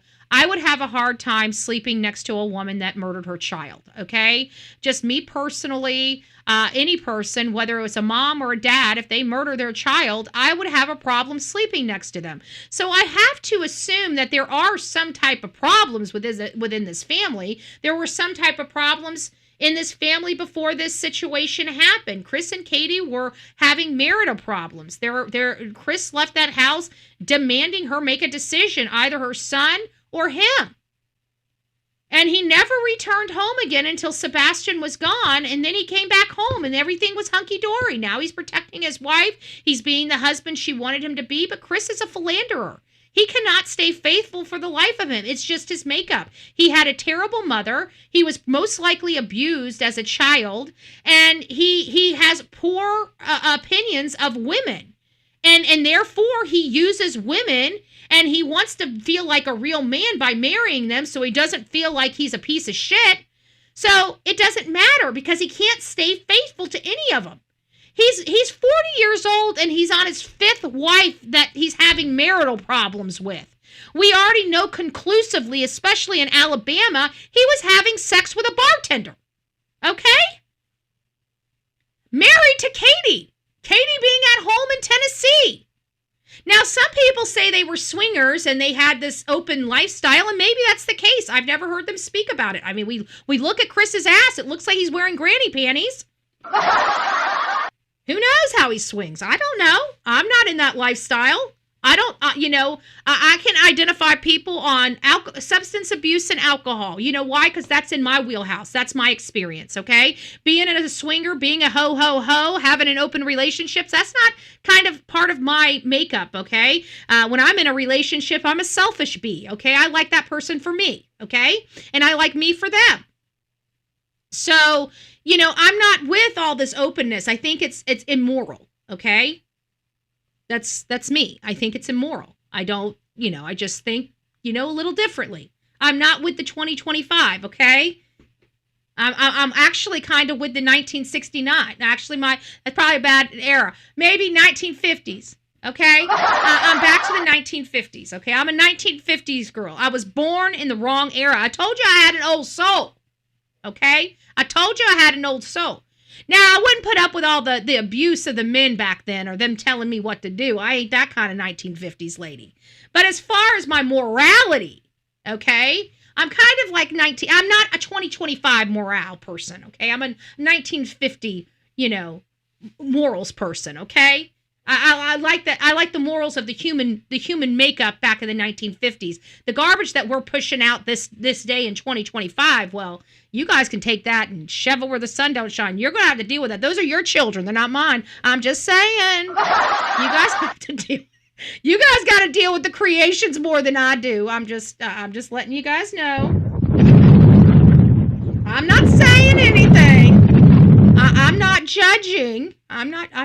Maybe just a little bit. I was just judging you a little bit. Just a little bit. Just a little bit. I'm judging you. But, there was a problem with his clothing. So even out the gate, this is literally day one, guys. This right here, and it's sad. This first news organization, you know how many people saw this video right here? This is like one of the first videos about Sebastian Wayne Drake Rogers, and still a year later, only 447 souls have watched this video I'm showing you in over a year. Only 447 people online have seen this video I'm showing you. This is how new this case was when this had no interest. This case had no interest. You know what brought this case interest? Social media. Social media took this case. Social media turned Sebastian Rogers into our kid. Social media took ownership of Sebastian Rogers and his father, Seth Rogers. Social media, the true crime genre, not the hate channels. We're not going to say crama. There is no crama. You're either hate or you're true crime. There's no middle road, okay? So whenever you guys say that, you guys, no, we're not saying they're hate channels, okay? If you guys are going to speak about them appropriately. They're hate channels. We are true crime. There is no gray area for true crime and drama, okay? There's none. These are real life cases. They can take that ghetto bullshit and take it packing back to the 8 Mile. I don't care. That ghetto crap has no place in these cases. None. This case, this news clip right here, only 447 people to this day have watched it. Miles in this area of Beach and Shackle Island near Long Hollow Pike. Like I said, they are going door to door, and they believe he did walk out of his house because of his mental illness. They said he likes to fish. We're learning more. I just got that update just a few minutes ago, so we'll keep you updated as we learn more here. But if you do... Let me guess, Katie's like, well, I don't know what happened to my son, but he likes to fish. He likes to fish. He must have went toward the water.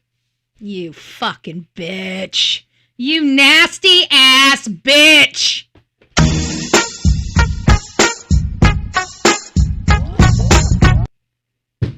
You know where all the misinformation came from that morning? You want to know where all the misinformation came that morning? You know where all that misinformation came that morning from? They came from that bitch. They came from Katie Proudfish. Hashtag Katie Proudfoot. We want to make sure we're lethal. Hashtag.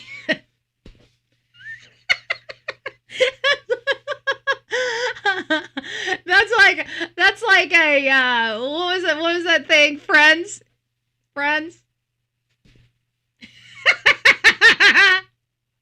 Pivot! Hashtag! Hashtag kitty! Hashtag kitty! It's lethal! It's lethal! Ask Sebastian Rogers! Okay, that was a horrible joke. Horrible. Golly, Betty, what's going on with you? That ain't even funny. I agree, that's probably not funny. All right, I did it. It happens. Some days we're funny, some days we're not.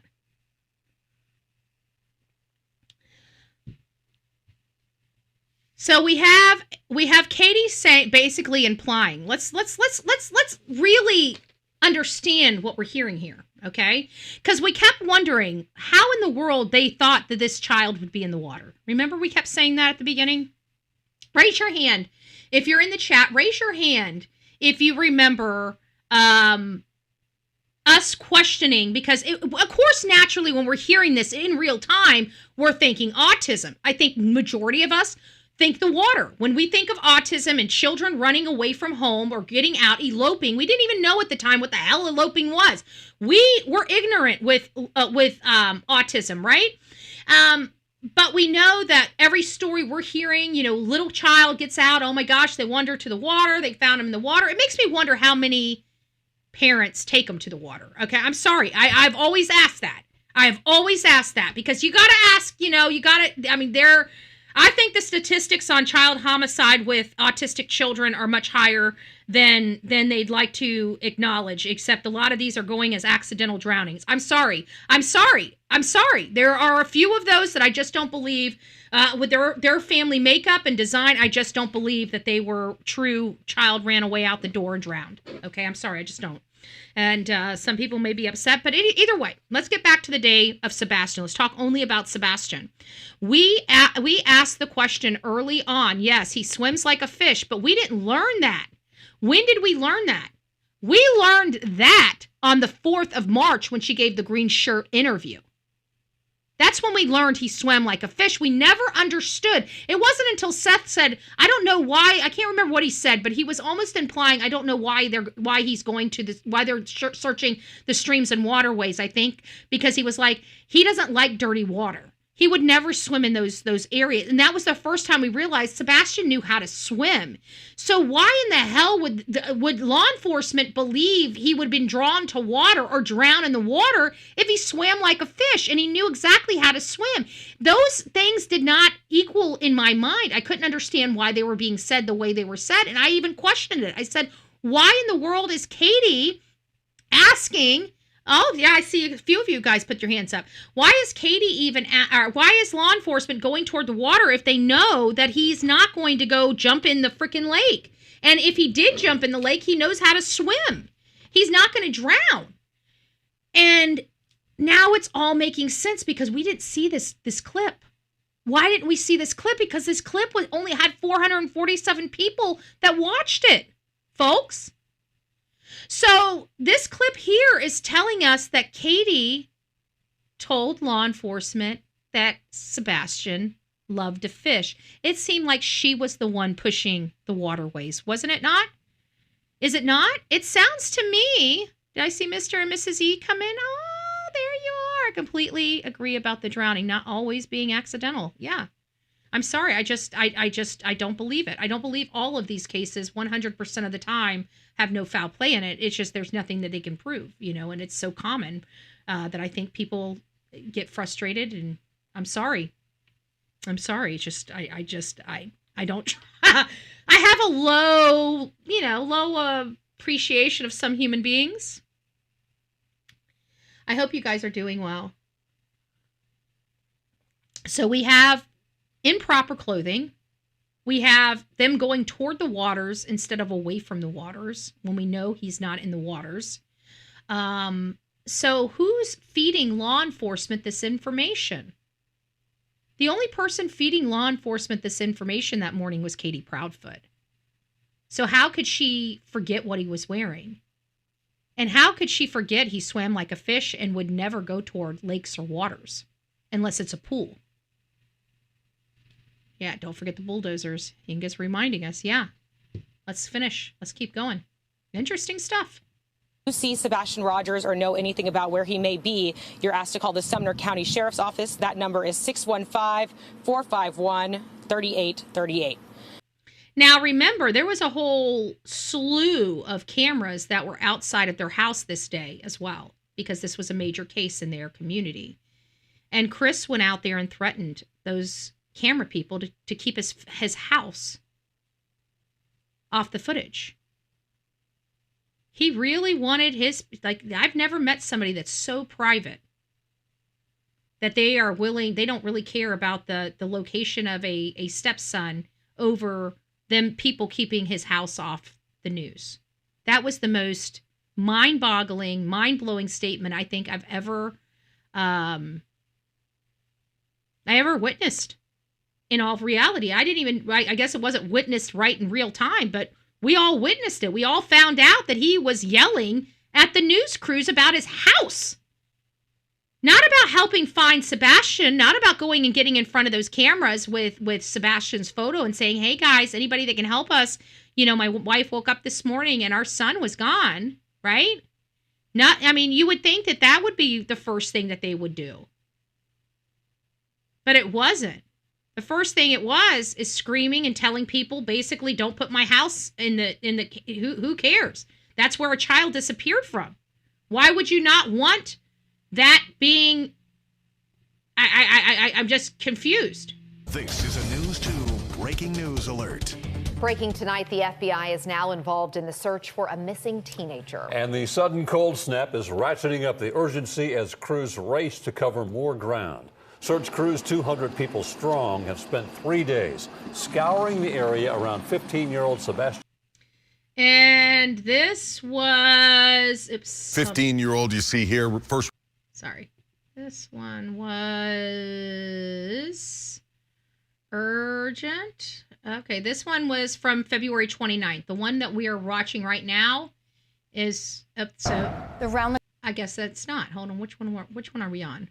Okay, we just got done with that one. And this one is FBI called. So let me find out what date that one. Okay, this one is from February 29th. Okay. So that's where we are. February 29th. Let's get back to it. Crews 200 people strong have spent 3 days scouring the area around 15-year-old Sebastian Rogers' home to no avail. With an active Amber Alert now in effect, the clock is ticking. News 2's Maya Owens joins us live tonight from Hendersonville. Maya, what's the latest? Well, Bob, Haley, tonight the tone has been centered around prayer. Right now, we're outside of the command post for this search. But across Sumner County, there has been an outpouring of support for Sebastian and his family as the days continue to go by and he is still not found. Many people simply are hoping that answers will come soon. We humble ourselves and we beg that you would rescue Sebastian. Inside the Northfield Church in Gallatin. That you would bring him home safely. It's not a simple prayer. It sounds like there were some community members and clergy leaders that spoke often of Sebastian. Where are they now? I hope this lady here is still keeping his memory alive inside that church. Because we need clergymen across this country helping us.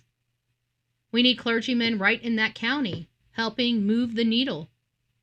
Because there's some things, and we need clergy people out there talking about the corruption in your community. Leading a congregation blindly, that's not God's calling. That's not God's calling at all. Not wanting to bring politics into church, that's not God's calling anyways, or either. That's not God's calling.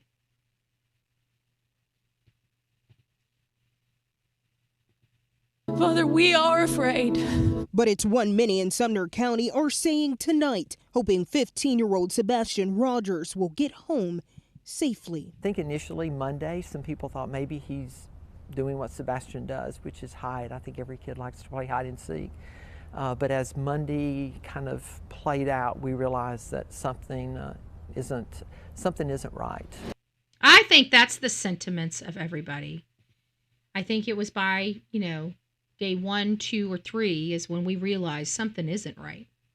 The story isn't right. The story is not working right.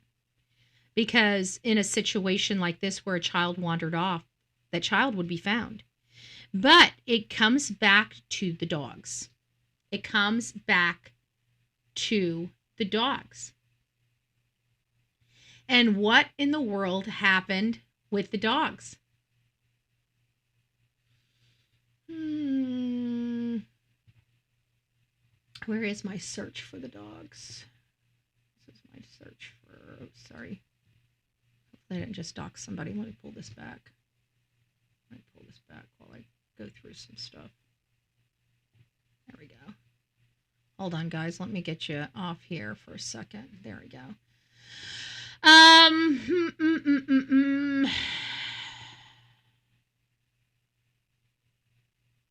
Hopefully I didn't dox anybody. I'm sorry if I doxed you.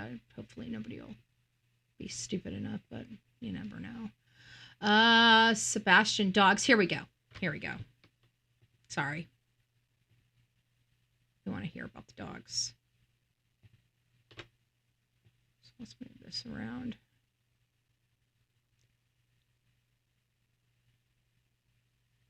I gotta let them load, and then I gotta pause them.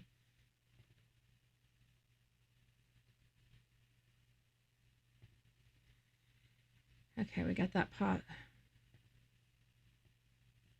Give me a second. I gotta wait until all the other ones are pulled up.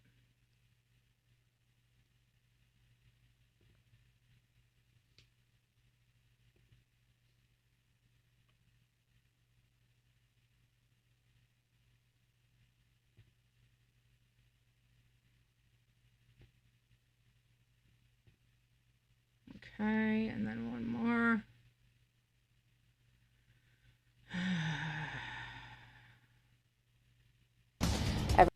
Okay. All right, so I think we got them all. Let's go ahead and pull it back up.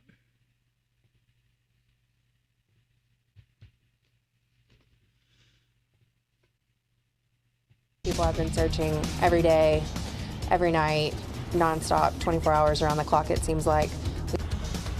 Neighbors, friends, and local and state agencies are going to extensive lengths to find a missing 15-year-old in Sumner County. Welcome to News 2 at 5. I'm Haley Wilkes. It has been 5 days since police say Sebastian Rogers seemingly walked away from his Hendersonville home. Investigators say there has been no sign or sighting of him since. News 2's Tori Gessner is joining us live tonight after watching investigators' efforts all day in this search. Tori. So now we're going back and getting into the discussions. I'm not being able to watch the chat too much, so please chat amongst yourself. Once I get through this clip, I'll go back and see if I can answer any questions.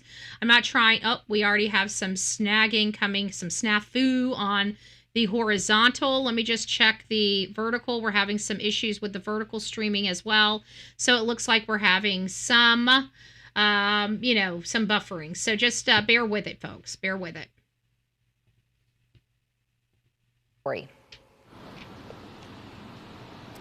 Well, Haley, new agencies have now joined in on this effort, including Franklin Police's dive team and the Greenbrier Fire Department. Now, we have not received any update from law enforcement at any time today, but we have been able to keep an eye on what investigators have been doing today. Now, earlier this morning, there were crews around Sebastian Rogers' home. A bloodhound was sniffing around the area, and a dive crew put on wetsuits with oxygen tanks. It's unclear why they returned to that area, though. We do know search crews moved their efforts west of the original search grid today. Yesterday, they focused on bodies of water, even draining a pond east of Sebastian's home. 200 people have been on the ground each day, and many are flying helicopters and drones in the air. Police are asking neighbors to not join in on this search, but they should check their own properties every morning and night in pairs. Residents have been looking for any disturbances. And that's another thing. For a community like this to have a missing boy, for them to demand that nobody join in, no volunteers. They had no volunteer searches. And we know 90% of people that are found that are dead out in they're found by normal people. They're found by the public. They're not found by law enforcement. Okay? So we know statistically law enforcement very rarely finds these bodies out in in this type of scenario, and it's usually the public that finds them. Yet this investigative body wanted no outside help. So it's just it's frustrating. It's frustrating, and you can't teach this to law enforcement. Okay, You just can't teach this to law enforcement. They look at you and say, you don't know more than me. And it's like, I've studied more of these cases than your poor little career could ever even touch. And they are so arrogant that they refuse to listen to reason. And have been checking small spaces where a child may hide on their property. Sebastian's neighbors say the whole community has been worried. I know me personally, I have kids that are in elementary school and middle school. Every day we drive by the command center. My kindergartner says, Mommy, have they found him? And I say no. And she says, it makes. I wonder how she feels. You know, I bet you she's probably, and I'm not being rude to you, Courtney, but are you going to be supporting Eric Craddock for his next election? Are you going to be supporting Eric Craddock for his next election? Because I would like to know, because if you really care about this child, or if your child went missing under suspicious circumstances, whether you were the reason for the suspicious circumstances or somebody else, would you think that this would be okay, an okay investigation if it was your child? Because Sebastian is somebody's child, right? And if this is unacceptable for you as a parent, then you need to be speaking up loudly in your community. Loudly in your community. Because this is not okay. We cannot support Eric Craddock any further. We just can't. He has destroyed this community. And he hasn't even been in office a full year.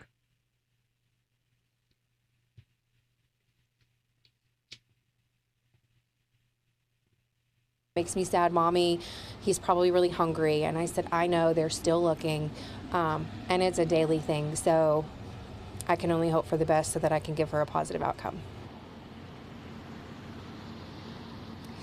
At last checks. So we got that. Let's look at the dogs. There's the dogs. Out there. Searching for Sebastian with his handler. I can tell you, and I will have to find it. I know we showed it on here, but we have that Widener guy, whatever his name, Ken Widener. He came on a press conference and said in his 30 years, he has never, ever had, and never found in his 30 years, he's never not found something, is basically what he said. I can't remember verbatim what it was, but it was basically saying, look, if this child was missing or walked off, we would be picking up something, but we're picking up nothing. That dog's not picking up anything. Okay, you can tell when a dog's picking up something. That's not picking up something. He's kind of all over the place. He's trying to track a scent. He's trying to find a scent, That's what you're looking at him doing, is working to find a scent. Another critical day of looking for 15-year-old Sebastian Rogers in Hendersonville has come and gone, and after yesterday's search, there was still no sign of the autistic teenager. Brianna Hamlin joins us now from the command post out on Long Hollow Pike. So, Brianna, today is now the 7th day of the search for Sebastian. What are you hearing from authorities there? Well, I'm actually here with EMA Director, Sumner County EMA Director Ken Widener. I think this might be it. To get a direct update on this search that's happening. And so, what is the plan for today? This has now been a week since we've last seen Sebastian Rogers. Yeah, we're starting day 7, and we've actually got search crews coming. I don't think, I could have sworn it was at the 3 days. I could have sworn it was at his 3 days. This is a weekend. This may not be it. So let's listen to this. And we've got a bus unloading right now. Yesterday we ran about 330 searchers on the ground, and we'll start that process again today and work through the day. We have a rough number of searchers today, but we'll have that final number at the end of the day, and we're just going to continue to work the search areas and expand that as we go. Is it still, I know the focus has been, around water. Has anywhere of where you guys have been looking changed at all? No, and hey, Jill. Gina. The thing with water is several people that I've spoken to and from some case study, autistic people like water. They like streams. We actually had a young kid come in here Tuesday that wanted to tell us where Sebastian might be. So again, I understand the people helping, but one autistic child and the way they behave is much different than another autistic child. That's one commonality. None of them are the same, right? The only thing that I can attribute to all autistic children is gaming. Okay. It seems like that's very therapeutic for them, something that every single one of them needs to thrive. It's just something that over trying to learn more about autism and trying to find similarities, which I could never find any similarities. Like, yeah, they had light sensitivity, but each of them had different types of light sensitivity. They had, food sensitivity, but the sensitivity to the food was all different. Some people hated the taste of or the texture of, say, tofu, but Sebastian loved the texture of tofu. Loved tofu. There's just a lot of differences. But the one thing that I could find that was most common in every autistic child, and there's only one. I mean, outside of, routine. Routine is another common feature of autistic children. But the outside of routine, there's only one item that I found that was from autistic child to and it's gaming. They autistic children game. They love gaming. That is their safety net. That is their safe space. Okay. If anything's getting out of control, put them in front of the game. They calm down. They thrive. The gaming system. It's something with the gaming system. And you guys know I don't really care for a lot of games. I don't mind games. I just don't like them being so violent. I feel like people are brainwashing themselves with the violence, and I feel like they're dehumanizing humans. Through being able to go shoot up grandma. You know what I'm saying? Like, I don't like it. I just don't like it. I don't like seeing people getting points for shooting somebody, because in reality, you shoot somebody, they don't pop back up 5 minutes later. And I feel like even though people realize that, when they're brainwashing themselves, for whatever reason, they don't think that they're human. I'm sorry. It sounds weird, but people are brainwashing themselves with these games. They really are. I mean, people are being military trained with these games. That's scary. Okay? Military trained. In regards to where he would like to go. So we talked to him, and he said, that he liked streams. He liked being behind buildings or in buildings and small places and things like that. But see, that's different for Sebastian, because Sebastian doesn't like dirt. He doesn't like dirty water. So those places that this kid would go is not a place that Sebastian would go. They're different autistic children. And Sebastian is not an eloper. His mom even told us he would never run away. Like, they've been trying to teeter the truthful line, but even trying to teeter the truthful line, it makes them look like a pile of poop. We've had teams come in from East Tennessee, specialized search teams and cave rescue, and they're going in every cave that is marked or that we're aware of, and we've searched under the ground in culverts. The city of Gallatin brought their camera truck out, and they hit all the culverts in the area, and we've cleared those. So we're just going to continue to expand and just keep pounding it out. And we know a lot of agencies are here from across the state working together on this. You're the first one. You're the first one I've ever found. My son hates gaming. He's autistic but loves cyber stuff. So that's the first one. I'm telling you, that is the one thing that I talk to hundreds, if not thousands, of people, and the gaming has always been the hot button for them and the thriving of their family. With the people in the chat that have autistic children, how many thrive off of gaming? Put a 1 in the chat if you have don't answer if you don't have autistic children or don't have an autistic family member. Like, even if you're a grandparent or a sibling or whatever. I mean, it's high in the numbers for the video games. But if that's not the way your child does, but the cyber stuff, it's interesting. What level? I guess. What part of the spectrum is your child? I'm curious because I'd like to know what part of the spectrum is your child on. Is he like high functioning? Is he nonverbal? Where on? Because I feel like high functioning's on this side and nonverbal's on this side. So if he's kind of in the middle, kind of more nonverbal, kind of more active. So we can kind of, I'm high functioning. Oh yeah, we know you, Rev. Thank you for sharing that. But I'd like to understand that a little bit because, you know, I'd like to be factual. So we're gonna have to take back the one thing I can say is more.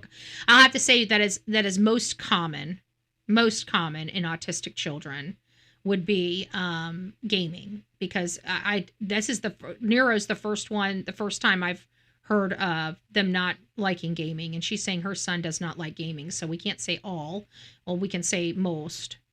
My son is high functioning. Okay, let me go up to Doodle Mom. See what your answer was. 1. Okay, so you're okay, so you got high functioning. So I'm wondering what that is for Nero. But Nero, answer that when you can so I can just have a baseline on that. My kid's high functioning, loves games. So maybe it's a high functioning. Maybe I've got some of it wrong. My son has Asperger's, high functioning. So we have a lot of high functioning. River loves playing, so it seems maybe high functioning. I think a lot of people are misdiagnosed with autism when they truly have a learning disability, ADD or ADHD. Interesting. I've always thought, I'm kind of there with you too, Miss Thornton. I think that people are being, misdiagnosed, but, to what degree, we don't know. He's doing cyber at college, extremely bright, verbal, so very high functioning. Okay, well that's good. Can't make friends online. Okay, but social skills. That's what I hear. Social skills. Just to let you guys know that there has been some new things that have just recently came out this year for therapies of autism, and I'll have to find that back up. And I remember reaching out to Mr. and Mrs. E to tell them the day I found out about it, and I sent it over to them. And I think it's a vitamin A regimen or something like that. And people have really been saying that they've had some really good progress in countering some of that autism. And it's they believe it was something that blocked. I can't remember because I'm not medical. I guess if I was more medical, I would understand the words I'm using. But we'll have to pull that up because, Nero, if you got and it sounds like you got an adult child that's in college, maybe, and this goes for everybody, maybe you guys can go and see if maybe this therapy might help. Anything that could help, especially if it's not completely drug filled. Like this sounds like it's vitamin filled, which you're speaking my language, right? You guys know I'm all natural. I can't be 100% all natural. We do need, medication and stuff like that. I've got a ibuprofen and Aleve around here, but I prefer all natural. Some of our food, I get stuff that has preservatives and stuff in it, so I'm not fully all natural, but I like to, I like real sugar. I like cooking with real butter. I don't use, I don't listen to my government tell me that I need a chemical because my body can't process. They're trying to convince us that we need chemicals that our body can't process nature when we were designed in nature. Okay. And so they're telling us we need margarine instead of butter. I disagree with that. Now your body, you understand how the functions of the liver and the kidneys are, right? They're to pull out all the chemicals of your food. So guess what your kidneys and livers are doing? Your kidneys and livers are constantly trying to filter out chemicals all day and not processing the foods and the good nutrients. That's why I don't like chemicals in my food, okay? I don't like chemicals in my food. I don't like preservatives in my food. I'll deal with it. But yeah, I'm telling you folks, bacon's good. Is it higher in fat? Yes. But the one thing that the human body needs is fats. Okay? You need fats to survive. You need fats. Bacon is good. Don't overeat. Exercise. Just doing stuff. But you guys need healthy food. Healthy food. All right, let's get back to this. That usual for a search like this, searching for a child? Yeah, that's pretty common, and we make requests and we have people contact us and say, hey, we're available if you want us to come, and we vet that and we pull the trigger on it. And the biggest thing, and there's a lot of concern about utilizing volunteer searchers, and we can't manage 1,000 volunteers. We can manage the trained search teams that we can track and we have communications with. So I disagree. I know when we had search volunteers for J.J. Rollins, it took about 4 officers to get that all ready, and they had about another 4 officers or 6 officers out in the field, so a total of 10 officers out of 300. I'm certain they could have afforded that. And basically they line you up. They have the crime scene tape. That's what you tie around your ankle. And you register, you bring your driver's license in, you register, and all they request is that when you leave, you check out with them. You let them know that you're leaving. And that's basically it. It doesn't need to be micromanaged, okay? I've done a lot of public searches on my own. I've been part of public searches that were ran by sheriff's office and police stations. We've done a lot of work over the years, okay? And it doesn't need to be this difficult. They chose to make it this difficult. And again, it goes down to professionalism and are these really the best people for the job? If you can't manage 1,000 volunteers, well, I mean, I'm sorry, we got some problems here. It doesn't take that much to manage 1,000 volunteers. How do I know? Because I've been in a search with 1,000 volunteers. That's how I know. You give people instruction. It's amazing how one person can stand up there with a microphone, give all these hundreds of people instructions, and they follow the instructions. It's not rocket science. You know? And they even had us download an app on our phone, connect it with theirs so they could track us in real time. They didn't even need to have officers out there if they didn't want to. You know? So always remember that. Always remember that. And we had to email our maps where we walked and everything to the sheriff's department. They gave us an email, like everything was instructed. And it was amazing how we all worked together and did exactly what they asked us to do. It wasn't chaotic. They didn't have to scream at people. There was one person about 3 people or 4 people pack that kind of separated from the rest of us, and they're the ones that ended up ultimately finding J.J. Rollins. So, those things work. They work. Rest assured, we're doing everything we can do. We talk to mom and dad and stepdad every day, and we'll talk to them this morning and give them an update on what we're doing. And, Me too, and we're just going to keep going at it. Thank you so much for the work that you all are doing. And so that's why, as well, that the Sumner County Sheriff's Office has. So this is not any of the ones that they've done. I'd like to see Matt or Ken Widener. He did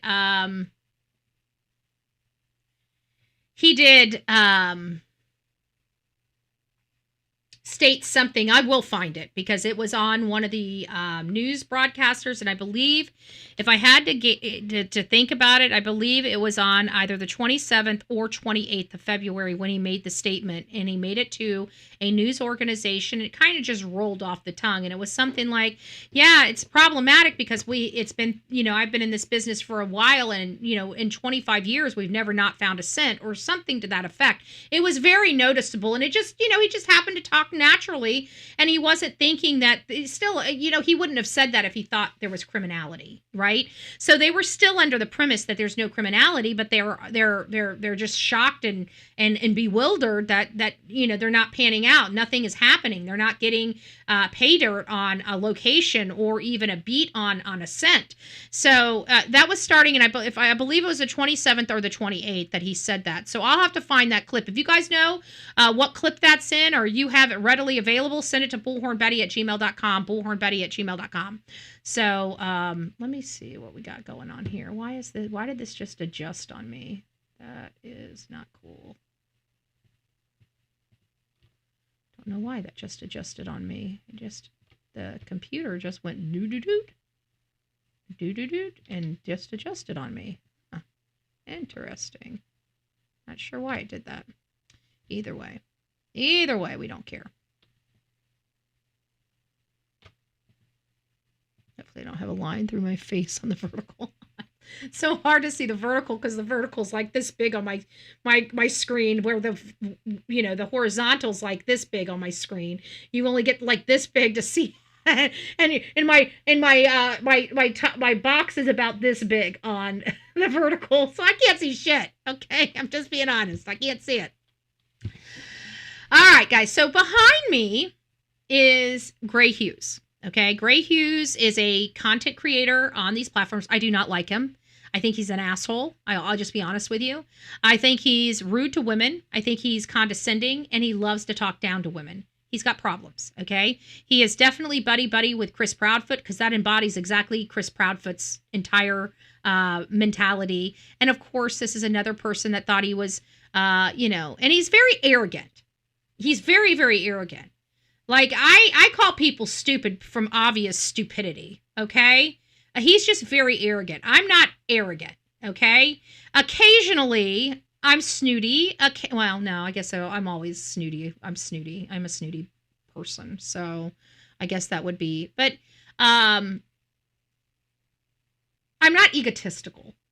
I don't think I'm egotistical. The only time I sit here and are mildly, it's just to prove a hate channel wrong. It's not really from ego. It's just, more of a fuck you, not ego. So, anyways, getting back to this is their community. This is Gray Hughes. He spoke to Chris Proudfoot. Let me see one other thing. Hold on a second. Let me pull this back real quick. On both sides here. I want to see something here. Let's go to Sebastian Rogers. Dog jumps into pond.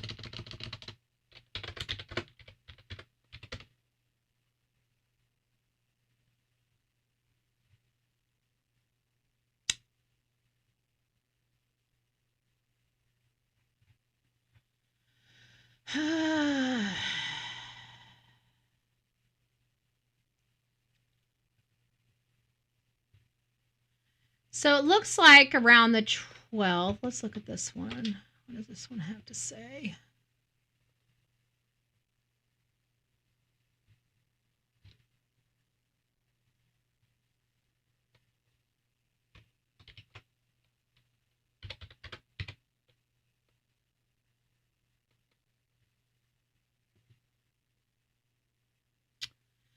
There was a glimpse of hope the day as search dogs tracked a scent.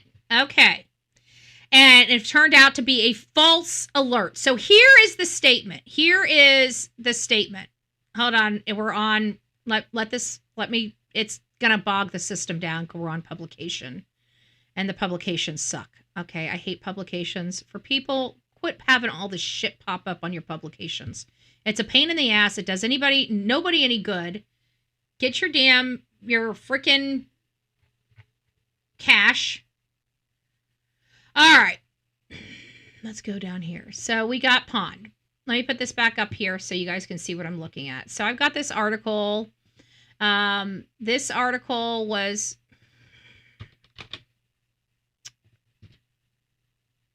Give me a second. Good gracious.